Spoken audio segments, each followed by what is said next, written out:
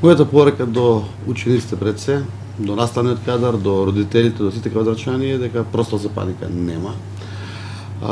Чисто од предосторожност и од делот на дојавите кои што ги имаме добиено по училишните мејлови на самите директори и можем да укажем на тоа дека сите пријави се пристигнати на имејлови и од содржината на самите имејлови дека во самото училиште има поставено експлозивни направи и замолуваат да се испразни училишто, пошто може да дојде до експлозија.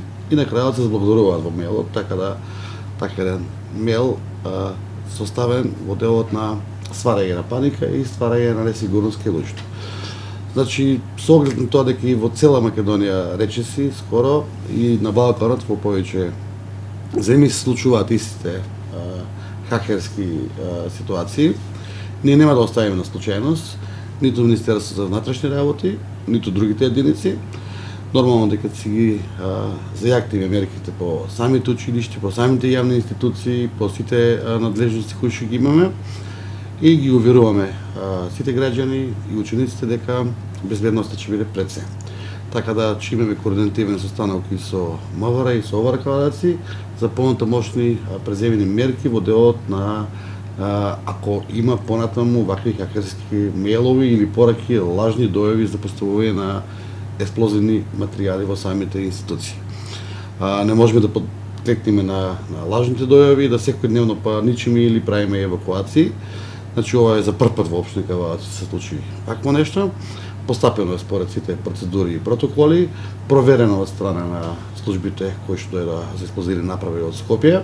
Никаде нема експлозивна направа, така да наставата од втора смена, односно веќе од после 12 часот, ќе продолжи во самите училишта и од утре ќе имаме нормална настава. Доколку продолжат истите тенденции на дојави или закани, ќе се координираме заедно со Министерството и со други институции да бидеме сигурни во нешто кое што ние го работиме, а при тоа не дојде до некои несакани моменти. Така да моје лично размислување е дека ова психолошка состојба, психолошка, ајде да не речем војна, меѓутоа психолошка и социолошка дестабилизација на населението, така да секој еден треба да биде во рамките на верба на институциите и пред се на нашите образовни системи, дека нема да дозволиме нешто доколку има дојави или било што да ризикува.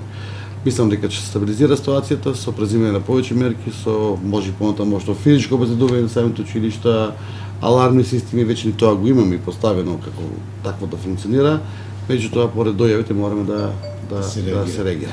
Дали имате информација дали во сите училишта заканата доаѓа од ист мејл или се работи за различни мејлови или сепак тоа е работа на истрагата?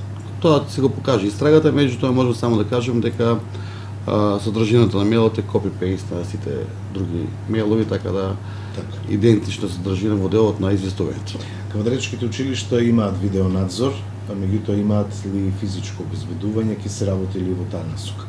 Видеонадзор имаат училиштата, имаат алармни системи, дел од училиштата, дел од училиштата имаат и физичко обезбедување и како што кажав претходно, врз основа на понатамошните случувања кои што ги имаме, ќе носиме одлуки за зголемување доколку има потреба на самата безбедност на училиштето, дали физички, дали на било кој друг начин.